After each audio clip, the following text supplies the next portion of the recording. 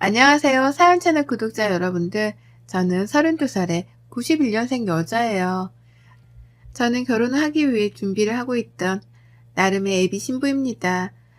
남의 일인 줄만 알았던 결혼을 막상 해보려고 시도를 했고, 남자친구랑 결혼 약속을 하고 준비하는 과정에서 이 사연 채널도 알게 되었었죠. 그래서 구독도 했고요. 한창 바쁠 때가 맞는데 이렇게 컴퓨터 앞에 앉아 사연을 적어 보내봅니다. 이 채널 안에는 저보다 더 오래된 인생 선배님들이 계실 테니 마음 한번 기대보자는 마음으로 이렇게 사연을 들고 와봤어요. 참 황당한 사연들을 많이 들어보셨을 텐데 제 사연도 그에 버금가는 황당하고 치사한 사연이니까 시집 앞둔 여동생을 위로해주는 마음으로 끝까지 들어주시길 바랍니다. 얼마 전까지만 해도 저는 혼자 사는 인생이 평생 갈 거라고 자부를 하며 살았어요. 시국도 어려운데 집값은 도무지 따라잡을 수가 없고 그렇다고 내 부모님께 손을 벌리기도 죄송스러우니 차라리 혼자서 지금 살고 있는 전세에 만족을 하며 재산을 잃지만 말자는 주의였던 것 같습니다. 한마디로 비혼을 추구하는 입장이었죠. 반면 4년 전부터 교제를 해왔던 남친은 저와 조금은 다른 입장이었습니다. 처음 사귀던 2년 동안에는 결혼이라는 단어에 대해서 단 한 번도 언급을 하지 않던 사람이었거든요. 물론 제가 비혼을 추구한다는 말을 간혹 꺼냈어서 제 눈치를 보느라 그랬을 수도 있고요. 하지만 2년 전부터는 가끔씩 아니 이 집만 하면 결혼을 하고 싶다는 뉘앙스의 말을 꺼내더라고요. 지나가다 아이들만 봐도 예뻐 죽겠다며 눈을 못 떼고 집에다 바래다 주는데도 헤어지는 게 싫다면서 저한테서 눈을 못 떼는 겁니다. 차라리 결혼을 하면 예쁘라 하는 아이들도 매일 볼 수 있고 저랑 헤어지지 않아도 되지 않냐고 하면서요. 어찌나 낯뜨겁고 간질간질 거리던지요. 이런 게 연애를 하는 기분인가 싶고 이 남자가 날 많이 좋아라 하는 것보다 싶으면서도 한편으로는 부담스럽고 오만 생각이 들며 혼자 복잡했었습니다. 그런데도 정신을 차려보니 제가 결혼 준비를 하게 되더라고요. 나 좋다고 하는 남자라면 결혼해서라도 그 마음의 변화는 없겠거니 했거든요.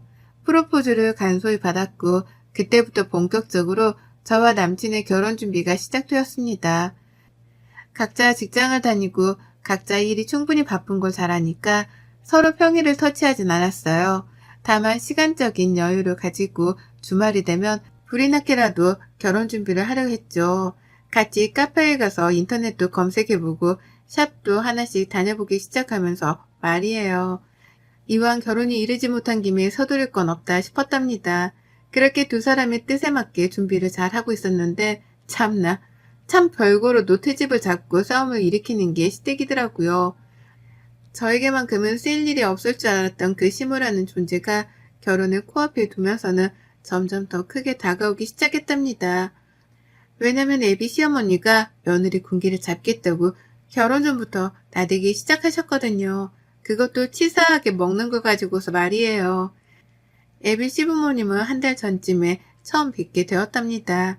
그 전에 더 일찍 만날 수도 있었는데 남친이 자꾸만 만남을 피하려고 하더라고요. 그런 느낌을 계속해서 받았어요. 결혼을 하게 되었으니 적어도 인사는 먼저 드리고 최소한 허락이라도 받아야 하는 게 아니냐고 물어보면 남친은 늘 상관없다고 말을 했죠. 부모님은 자신의 의사를 100% 존중을 해주시는 분들이고 이미 제 사진도 몇 번 보여줘서 제 얼굴도 알고 있다고 말이에요. 그래서 부모님을 만나는 건 충분히 나중에 해도 되는 일이라고 말입니다. 처음엔 그냥 그런 거보다 했어요. 내 얼굴도 알고 있다고 하고 남친의 의사를 존중해주는 분들이라고 하니 적어도 젊은 자식의 앞길에 죄를 뿌리지는 않는 신세대스러운 분들이겠지 싶었답니다. 저희 부모님이 약간 그런 쪽이었거든요. 저 하는 일을 말리지 않고 무조건 존중해주고 응원해주는 분들 맞이죠. 서로의 부모님이 비슷한 면이 많구나 싶어서 저로서는 오히려 더욱 호감이 갔었답니다. 그래서 남친이 하는 말대로 서두르지 않았어요. 나를 보고 싶어 한다면 예비 시부모님이 먼저 연락을 취해주시거나 필요할 때 남친이 약속을 잡아주겠거니 하면서 기다렸어요. 그러는 사이에 실제로 제가 회사 일이 바빠서 정신없이 일에만 몰두를 해야 했던 시기도 분명 있었고 그와 동시에 결혼 준비를 주말마다 해내보려고 하니 시간 자체가 너무 빠듯해서 예비 시부모님에 대한 생각은 까마득히 잊고 있었답니다. 그러는 중 남친이 한 달 전에야 예비 시부모님을 뵙자 말을 꺼내더라고요. 부모님이 저를 보고 싶어 하신다는 말이에요. 올 것이 맞다 싶었습니다. 그리고 한편으로는 너무 감사했어요. 나에게 관심이 없어서 보잔말을 안 하시는 건가 싶었는데 이제라도 보고 싶다 말씀을 해주셨다고 생각을 하니 긴장도 되었지만 설렘도 컸던 거죠. 열심히 잘 보일 준비를 했고 남친의 말에 따라 시어머니가 좋아하신다는 예쁜 꽃도 사갔고 시아버지랑 함께 나눠 드시라고 건강 홍삼 세트도 하나 사갔습니다. 이것도 제가 결혼을 먼저 한 회사 선배들한테 물어보고 또 물어봐서 정했던 선물이었어요. 제 나름 열심히 준비를 해간 선물 말이에요. 하지만 시작부터 그 선물 하나 때문에 저의 첫인상은 완전 개판이 되었답니다. 어머님이 꽃을 거들떠도 안 보시더라고요. 꽃을 들고 가는 그 순간부터 꽃에 한 5초 정도 진심을 다해 시선을 고정시키더니 제 손에 든 홍삼부터 집어서는 곧장 부엌으로 들어가시는 겁니다. 뒤따라 꽃을 들고 쫓아가면서 어디다가 놔둬야 하는 건지 슬쩍 물었는데 어머님은 에휴 쓸모있는 것도 많은데 왜 하필 꽃을 라고 대답을 하셨답니다. 정확히 이렇게요. 그 바람에 저는 눈치를 챘죠. 어머님이 꽃 말고 좀 더 돈이 되거나 먹을 수 있는 그런 것들을 바라시는 거구나 라고요. 하지만 어쩌겠어요. 이미 사온 꽃인걸요. 처음 보는 애비 며느리한테 그런 식으로밖에 말을 못하는 어머님이 살짝 밉기도 했지만 봐줬습니다. 처음이니까요. 둘 다 시어머니 대 며느리로 만나는 만남 자체가 처음이라 긴장을 했을 테니 그런 걸 대다 믿었습니다. 그리고는 꿋꿋이 버텼죠. 하지만 그날 저랑 어머님은 제대로 된 대화 자체가 되질 않았어요. 이미 어머님은 제가 마음에 안 드신다는 듯 눈도 잘 마주치지 않으셨고 급기야 제가 시아버님 도움으로 꽃병에 꽃을 꽂았는데 옆에서 절 잠깐 세워놓고 말씀하시더라고요. 너는 나이도 먹고 결혼하는 애가 시부모님 선물 사올 때 이거밖에 못 사오니? 나 같으면 홍삼 한 박스를 더 사온다거나 가방이라든지 말이야. 라고요. 그러면서 제 남친이 듣질 않게 바라시는지 목소리를 낮춰가면서 귓속 말하듯 말하시는데 기분이 쎄하더라고요. 선물을 받았으면 그냥 고맙다고 하면 될 것을 왜 이리 불만이 많으신가 싶어 말이죠. 남친 말로는 참 열려있고 개방적인 어머님이신 줄 알았는데 이제 보니 두 얼굴을 쓴 이중인격의 시모이구나 싶어 멍했습니다. 참고로 저는 저희 엄마가 어릴 적부터 할머니 그리고 고모들한테 시집살이를 당하시는 걸 진짜 많이 보고 자랐거든요. 쥐뿔도 없는 집안인데 시댁 사람들이라는 이유만으로 며느리한테 갑질하면서 일을 시키고 뽑아먹을 걸 다 뽑아먹으려고 하는 그런 집안이었죠. 그걸 보면서 결혼이라는 생활 자체에 이골이 날 만큼 난 저였습니다. 내가 엄마랑 똑같이 당하고만 살 사람이 아니다라고 생각했던 적도 수없이 많았네요. 그런데 그런 저인데 제 앞에 우리 할머니스러운 예비 시모가 나타난 겁니다. 예상치도 못한 예비 시모의 성질머리를 눈앞에서 직접 당해내고 목격하며 그제서야 하나둘 이해가 갔죠. 왜 남친이 자기 부모를 만나는 일을 계속해서 미뤄왔었는지에 대해서요. 남친도 자기 엄마 성질을 잘 알고서는 겁이 나서 제게 소개를 늦게 시켜주려고 했던 겁니다. 방금 전까지는 내게 최고의 신랑이 되어줄 것만 같았던 남친이었는데요. 예비 시모를 겪고 나서 본 남친은 그 누구보다 최악의 남편감으로 전락해버렸어요. 하지만 여기서 끝이 아니었답니다. 다 같이 밥을 먹는데 찜닭이 나왔어요. 예비 시모 집에 가 먹는 손님상인데도 익숙하더라고요. 왜냐면 제가 만든 거나 다름이 없었거든요. 요리를 하는 내내 어머님이 손님 대접을 해주기는 개뿔 자꾸만 도우미 취급을 하며 부엌으로 불러내시는 바람에 제가 거의 만들었다고 해도 과언이 아니었습니다. 그렇게 찜닭을 만들어 왔고 다리 달린 상을 차려내서는 부엌에서 모여 앉아 먹는데요. 옆에서 남친이 말도 못할 정도로 당면을 튀겨가며 먹더라고요. 처음이었어요. 밖에서 같이 외식을 하더라도 절대로 매너 없이 먹는 사람이 아니었는데 자기 집이라서 그런지 고삐 풀린 망아지 마냥 당면을 후루루 짭짭거리면서 사방팔방으로 양념을 튀긴 채로 먹었답니다. 처음에 너무 놀란 나머지 충격이라며 그 모습을 못 본 척했어요. 그러다가 급기야 제가 상견례하는 마음으로 새로 사입고 간 제 정장 옷에 양념을 튀긴 거 보면서는 기겁을 하며 남친 이름을 불렀죠. 먹기 힘든 것 같아 보인다며 제가 직접 과일을 가져와다가 잘라주기도 했습니다. 먹기 편하라고 접시에 담아주기까지 하면서요. 그런데 이걸 보고 시어머니가 노발대발을 하시더라고요. 네가 뭔데 내 자식 단면을 잘라? 누가 면을 잘라? 나이를 그렇게 먹어놓고도 그런 거 함부로 자르면 복 나가는 것도 몰라? 라고요. 그제서야 저는 처음 알았습니다. 먹는 당면을 자르면 복이 나간다는 이 어처구니 없는 미신을 말이죠. 이 어처구니 없는 미신을 철석같이 믿으며 오두방정을 떠는 어머님을 눈앞에서 지켜보는데 속에서 한숨이 절로 새어나왔어요. 이 결혼은 아예 안 되겠다는 마음이 아주 굳건하게 들어서기 시작했고 벌써부터 예약한 몇 업체들을 취소할 생각에 머리가 어질어질 거렸습니다. 그런데도 그런 제 마음을 아는지 모르는지 앞에서 어머님은 아유 이런 것도 모르고 여태 어떻게 살았나 몰라. 그러면 평생 면이라면 다 이렇게 끓여 먹을 거 아니야. 그럼 그때마다 복이란 복은 죄다 도망 나갔을 거 아니야. 라고 하며 끊임없는 잔소리를 퍼부으셨어요. 아예 잘 배우질 못한 무개념의 애비 며느리 취급까지 하시는데 저는 속으로 애국과 사절을 완성한 만큼 정신을 가다듬기 위해 몸부림을 쳤답니다. 밥을 다 먹고 난 후에도 정신머리가 돌아오질 않았어요. 남친은 그제서야 제 눈치가 하나둘 보이는지 괜찮냐는 말도 여러 번을 물어봤는데요. 그러면 또 어머님은 여기가 사자울이야? 다 큰 애한테 뭘 자꾸 괜찮냐고 물어. 라고 하시면서 성질을 부리시더라고요. 난감해지는 건 사이에 껴있던 저였죠. 그렇게 불편하고 가시방석과도 다름이 없는 집안에서 저는 한마디 대꾸도 하지 못한 채 집을 나왔습니다. 마지막에 가겠다며 인사를 하고 나오는데 어머님이 그러시더라고요. 그래 결혼식 내보자. 라고요. 보통이면 상견례를 하는 자리에서 저희 부모님이랑 다 같이 보자는 말을 하잖아요. 그런데 어머님은 그 말을 잘라먹고 결혼식 전날까지는 저를 안 보고 싶다는 듯이 투명하게 그러셨답니다. 결혼식 날에서야 보자고요. 그 말을 같이 들은 남친도 그렇고 저도 그렇고 동시에 당황하며 눈이 마주쳤는데 전 남친하고 더는 눈을 오래도록 마주쳐 있지 못했답니다. 이미 만정이 다 떨어져 나간 후였거든요. 내가 이런 집안의 아들이랑 결혼한다고 생각하니 벌써 10년, 20년 후에 제 인생이 선명하게 그려지는 듯 했어요.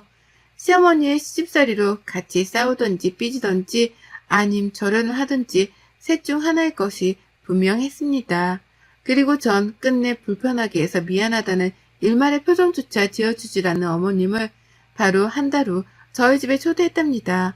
네, 그날 그렇게 애비 시댁에 가서 모진 취급을 당하며 눈칫밥을 얻어먹고 왔는데 이번에는 제가 직접 남친의 부모님을 제 자취방으로 초대한 거예요. 남친은 좋아했어요. 그날 집에 간 후 자기한테 마음이 식을까 싶어 걱정했는데 부모님을 초대까지 해주니 결혼을 하는 건 따놓은 당상이다 싶었던 것 같았죠. 평일은 일하느라 바쁘니 시간을 비울 수 없었고 주말에 남친 부모님을 집으로 불렀습니다. 평일에 오겠다고 손님 주제에 시어머니가 고집을 부리시는 걸 겨우겨우 말리고 바꿔서 토요일에 약속을 잡았었네요. 다른 건 하나도 해놓지 않았어요. 소중한 주말인데 내 손모가지를 고생시켜 가면서 굳이 요리를 할 이유는 없었답니다. 그래서 최대한 간단하지만 제가 좋아하는 음식으로 준비를 했어요. 이름하여 비빔국수 말입니다. 야채를 넣고 싶은 걸 넣은 것도 아니었습니다. 그냥 냉장고에 아예 있는 걸 꺼내 넣었죠.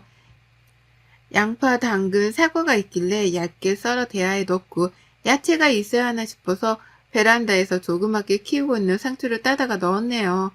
그리고서는 계란을 삶고 면을 삶았습니다. 요리를 다 하고 나니까 30분이 채 걸리지도 않았어요.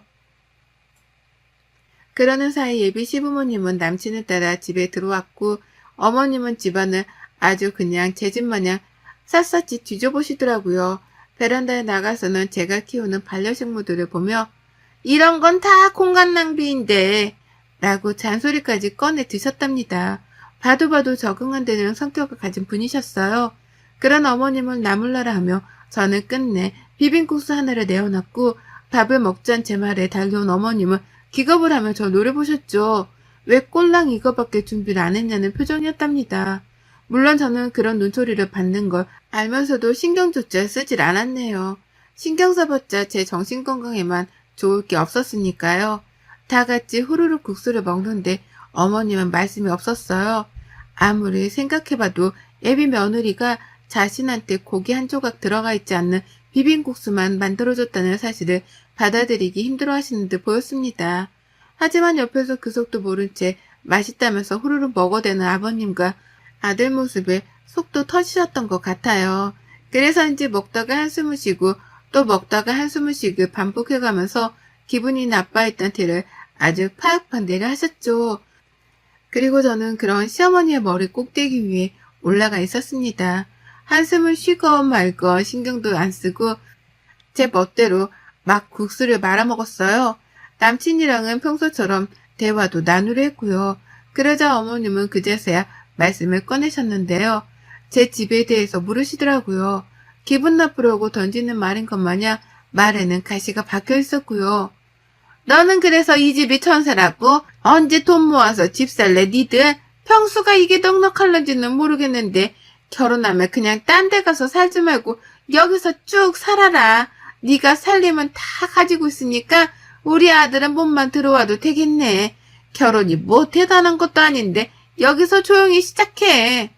라고 말씀을 하며 이미 저랑 남친이 결혼을 하는 걸로 결론을 내리셨습니다. 나는 내 집에 남친을 들여서 살 생각이 하나도 없는데 어머님은 전셋집 하나 있는 며느리 덕분에 돈이 굳었다고 생각을 하신 건지 무조건적으로 이 집에서 신혼집을 차리게 할 작정이신 듯 했습니다. 당신 아들은 아무것도 들고 오지 않아도 되겠다는 말을 참 당연하다는 듯 뱉어내시더라고요.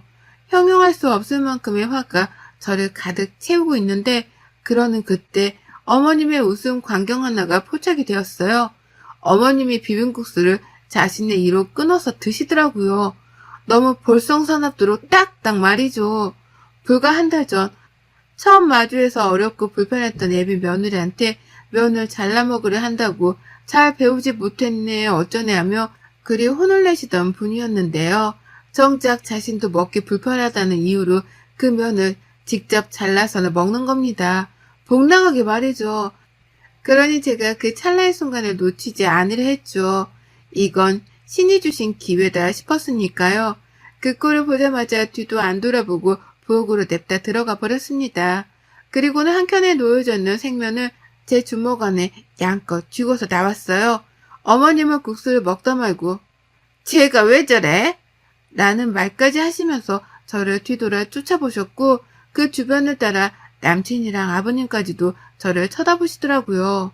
저는 그 모든 사람들의 시선을 한몸에 받으면서 주먹에 쥔 생면을 시어머니 국수 그릇에다가 집어넣었습니다. 어머님은 어쩔 줄 몰라 하며 당황해했죠. 나 더는 안 먹을 거야. 이걸 왜 나한테 줘? 라고 하면서 비빔양면이 하나도 비벼지지 않는 흰 생면을 보며 맛대가리 없는 음식이라도 마주한 것 마냥 표정을 일그러뜨리셨어요. 그런 어머니께 저는 바로 잔소리를 퍼부어댔죠. 아니 복 나가는 일이라고 사람을 그렇게 망신을 줘가면서 혼을 낼 때가 엊그제인데 어머님 지금 뭐 하시는 거예요? 왜 그 면을 잘라 먹어요? 복 나가는 거 몰라요? 복 나가게 누가 면을 잘라 먹으래요? 왜 잘라 먹냐고요? 나보고는 잘라 먹지 말라면서요. 라고 말이에요. 이런 제 말에 어머님은 그제서야 제가 한 행동을 이해라도 하신 건지 입을 쫙 벌린 채로 천장을 올려다 봤습니다. 옆에서 남친은 그러네 잘라 먹었네 라면서 누구부터 말려야 하나 쌍방을 바라보며 두리번거렸고 저는 시어머니와의 눈싸움에서 지지 않으려고 일부러 더 씩씩대가며 화를 표현했어요. 어머님은 여전히 충격을 받으셨는지 전만큼이나 잔소리를 퍼붓지 못하셨습니다. 흰 생면을 보고 밥맛이라도 떨어지신 건지 젓가락까지 내려놓고서는 아유 나 안 먹어 라고 하며 새초롬하게 자리에서 일어섰는데요. 그런 어머님께 저는 두 번 생각하지도 않고 말씀드렸어요. 안 드실 거면 이제 집이나 가세요. 저랑 무슨 인연이 있으시다고 남의 집에 들어와서 밥도 안 먹을 건데 있으려고 하세요? 라고요. 그 말에 이번에 남친까지 나서서 제가 너무하다며 절 말리를 하더라고요. 어머님도 시어머니 될 사람한테 말을 그따위로 하려 한다며 화를 내기 시작하셨고요. 하지만 이내 제가 뱉어낸 말에 모든 남친의 식구들은 입을 다물어 버렸답니다. 왜냐고요? 제가 그랬거든요. 이 결혼은 이미 한 달 전에 처음 뵀을 때부터 깨졌다고요. 이런 시어머니를 둔 집안으로는 절대로 가족이 되어 들어갈 생각이 없으니 니들끼리 김칫국 마시지 말고 얼른 남의 집에서 나가 사라지라며 선전포고를 했답니다. 결혼 생각이 일도 없는 나를 앞에 두고 왜 니들끼리 예비 며느리 예비 시어머니 하면서 김칫국을 마시는 거냐고요. 이 집이 전세인 것도 맞고 집이 좀 좁은 것도 맞지만 그래서 나 혼자 평생 살 거고 나 말고 다른 놈은 공짜로 집안에 들일 생각이 없으니 전세라도 가지고 있는 며느리는 딴 데서 찾아보라며 시어머니께는 재차 경고의 쐐기를 날렸답니다. 나한테 빌부터 아들놈을 결혼시킬 생각은 꿈에도 꾸지 말라는 뜻에서요. 그러니 어쩌나요? 어머님은 그 상황 자체가 너무 민망스럽고 자존심도 상하신 듯 보였어요. 혼자 막 알 수 없는 방언을 날리면서 아버님께 빨리 나가자고 호들갑을 떠시더니만 핸드백까지 놓고서는 바로 집을 나가버리셨답니다. 제 앞에서 망신당한 게 쪽팔려 정신없이 도망을 치셨던 거죠. 가장 뒤늦게까지 제 집에 남아있던 남친은 저한테까지 재차 묻더라고요. 정말 결혼을 안 하려고 하는 거냐고, 정말 이게 진심이냐고 말이죠. 왜 갑자기 밥을 먹다 이렇게 싸움이 커진 거냐고, 저번에 집에서 엄마한테 혼이 나서 그런 거냐고 말이에요. 이 일을 가지고서 남친은 겨우 예비 시어머니한테 혼이 나서 버린 저의 복수 같은 걸로만 취급을 하려 하더라고요. 심각성을 잘 알지 못하는 듯 보였답니다.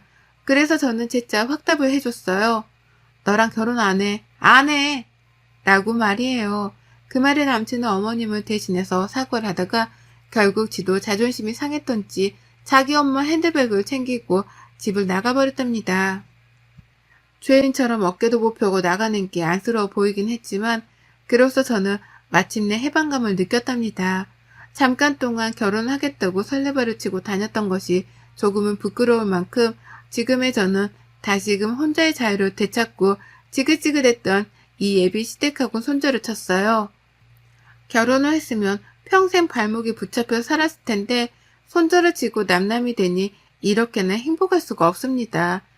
다시 행복을 찾게 해준 비혼 생활이니 더 좋은 집안과 사람을 만나기 전까지는 이 비혼 생활을 잊지 않고 이어나갈래요. 여러분의 생각은 댓글로 남겨주세요.